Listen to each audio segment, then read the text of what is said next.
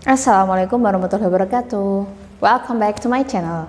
Di video kali ini kita akan bahas tentang osteoarthritis. Susah banget ngomongnya.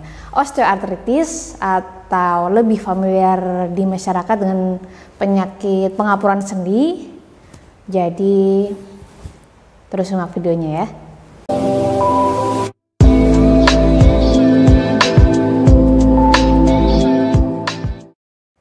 Oke, jika kita berbicara tentang data, penduduk Indonesia yang mengalami gangguan OA atau osteoarthritis ini tercatat 8,1 dari total penduduk. Nah, sebanyak 29% diantaranya melakukan pemeriksaan dokter dan sisanya mereka mengkonsumsi obat pereda nyeri yang beredar luas di pasaran. Nah, 1 dari 2 juta lansia diperkirakan menderita kecacatan karena penyakit ini atau karena osteoartritis ini. Nah, osteoartritis itu sendiri apa sih? Osteoartritis berarti adanya radang pada sendi. Untuk kasus osteoartritis ini, radang sendinya disebabkan karena penipisan kartilago atau tulang rawan yang melapisi tulang antar sendi di pertemuan lutut itu. Nah, untuk penyebabnya bisa kita bagi menjadi 2, yaitu yang pertama yang primer. Nah, sebenarnya yang primer ini belum diketahui pasti penyebab terjadinya OA ini, cuman kemungkinan besar karena adanya faktor U atau usia ya. Jadi seiring dengan bertambahnya usia, kemudian sepanjang hari, sepanjang waktu, sendi lutut kita menopang tubuh kita saat berdiri, berjalan, lari, naik turun tangga, bahkan olahraga, hal tersebut memperbesar adanya resiko penipisan tulang rawan. Selanjutnya, kemungkinan adanya mekanisme yang mempertahankan jaringan homeostatis atau keseimbangan pada tulang di lutut mengalami penurunan sejalan dengan penuaan yang mengarah terhadap pembebanan atau cedera sendi atau kerusakan jaringan sendi. Selain karena disebabkan adanya beban mekanikal pada lututnya, dimungkinkan karena ada oklusi vena, kemudian statis dan mikroemboli yang pada akhirnya menyebabkan iskemia subkontral. Intinya, menyebabkan pengiriman nutrisi dalam sendi tersebut mengalami penurunan. Kemudian penyebab selanjutnya kita sebut dengan penyebab sekunder yang dipengaruhi oleh banyak faktor. Yang pertama karena berat badan. Nah, orang dengan obesitas atau overweight menahan beban berada di bawah tekanan yang lebih besar pada lututnya, otomatis memiliki resiko lebih tinggi dibanding dengan orang yang dengan berat badan normal. Nah, adanya obesitas ini juga dapat mempercepat progresivitas atau perkembangan dari penyakit OA tersebut. Faktor selanjutnya ada jenis kelamin. Nah, insiden kejadian osteoartritis ini lebih sering terjadi pada wanita dan meningkat secara dramatis memasuki fase menopause. Hal ini dikaitkan dengan berkurangnya hormon estrogen sebagai hormon pelindung, termasuk pelindung sendi ya. Namun, kolerasi antara jenis kelamin dengan osteoartritis masih perlu dibuktikan lagi. Selanjutnya ada faktor aktivitas harian, terutama aktivitas yang melibatkan gerakan berulang yang menyebabkan pembebanan pada sendi tertentu. Misalnya naik turun tangga, kemudian jalan atau lari dalam jarak yang jauh, tentunya memiliki resiko lebih tinggi terkena osteoartritis. Ada juga faktor cedera yang mungkin dialami oleh pasien di riwayat penyakit dahulu, terutama cedera yang dihasilkan oleh kecelakaan dan beberapa olahraga dapat meningkatkan resiko terjadinya osteoartritis.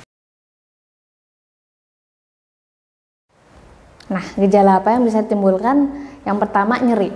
Nah, karena lapisan kartilago atau tulang rawan yang melapisi tulang antar sendi itu sudah mengalami kerusakan, maka gesekan antar tulang pada sendi akan menyebabkan nyeri. Kemudian nyeri dengan penggunaan berulang pada sendi yang terkena.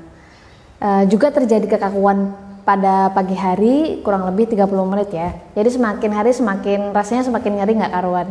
Dan kekakuan sendi semakin memburuk jika tidak digunakan dalam waktu yang lama atau inaktif ya. Jadi tidak heran saat Anda bangun tidur, kemudian sendi Anda akan terasa kaku dan nyeri. Selain itu, nyeri pada osteoartritis ini bisa diprovokasi oleh udara yang dingin atau saat Anda kelelahan. Gejala selanjutnya mungkin ruang gerak sendi Anda jadi lebih terbatas. Kemudian pada beberapa kasus ada suara saat digerakkannya, misalnya Anda sedang menggerakkan sendi lutut Anda, tiba-tiba ada suara, itu namanya crepitus. Namun yang perlu diingat, tidak selamanya bunyi di lutut itu mengindikasikan adanya osteoartritis. Bisa saja karena saat Anda menggerakkan sendi, ada gas yang diriliskan di sekitar sendi. Jadi selama bunyi di sendi tidak disertai dengan nyeri, maka bunyi tersebut tidaklah berbahaya. Nah, gejala selanjutnya mungkin adanya bengkak di sekitar lutut atau sendi yang terkena osteoartritis. Oke, kita punya beberapa catatan yang mungkin membantu untuk Anda yang mungkin sudah terkena osteoartritis atau pengapuran sendi ini. Yang pertama, jangan takut untuk bergerak ya. Jangan sampai sendi Anda inaktif atau tidak aktif. Saat kita mencoba bergerak mungkin terasa menyakitkan, tapi jika Anda membiarkan sendi Anda inaktif, maka akan membuat komplikasi baru seperti hilangnya range of motion atau sendinya jadi ruang geraknya lebih sedikit, kemudian menurunnya fleksibilitas otot, kemudian postur yang tidak normal, bahkan sampai menurunkan kualitas hidup. Jadi untuk Anda yang sudah terkena osteoartritis ini, pilihlah aktivitas fisik dengan intensitas rendah yang tidak memberatkan lutut Anda seperti berenang, berjalan santai, atau mungkin sekarang yang lagi ngetren bersepeda ya. Kemudian bagi Anda yang belum terkena osteoartritis, jaga sendi Anda. Memang yang namanya faktor resiko seperti faktor usia, kemudian jenis kelamin, genetik, cedera, dan lain-lain itu sulit dihindari. Namun dengan melakukan aktivitas secara teratur dan menjaga berat badan yang sehat dan normal dan ideal akan memperkecil resiko terjadinya kerusakan sendi di kemudian hari, termasuk penyakit osteoartritis. Lagi-lagi kita harus menyinggung tentang berat badan ya. Tahukah Anda jika berat badan overweight atau melebihi ideal, kemudian Anda mengurangi 10% dari berat badan Anda, maka bisa mengurangi nyeri akibat osteoartritis hingga 50%. Atau setiap 1 pon berat Anda yang hilang mampu mengurangi 4 pon beban yang ada di lutut Anda. Tentunya berat badan ini sangat berperan atau mempengaruhi progresivitas dari osteoartritis. Terakhir, otot kaki yang kuat akan mengurangi nyeri pada osteoartritis. Bagaimana bisa? Jadi karena otot paha dan kaki yang kuat akan membantu menstabilkan sendi lutut Anda, dan beban di lutut Anda bisa terkompensasi. Nah, Anda mungkin akan mengalami pengalaman kurang menyenangkan selama program penguatan otot tadi, tapi jangan menyerah, hubungi dokter spesialis atau fisioterapi Anda, kemudian tentukan bersama kira-kira latihan mana yang cocok untuk program penguatan otot Anda. Nah, itu tadi sekilas mengenai osteoartritis.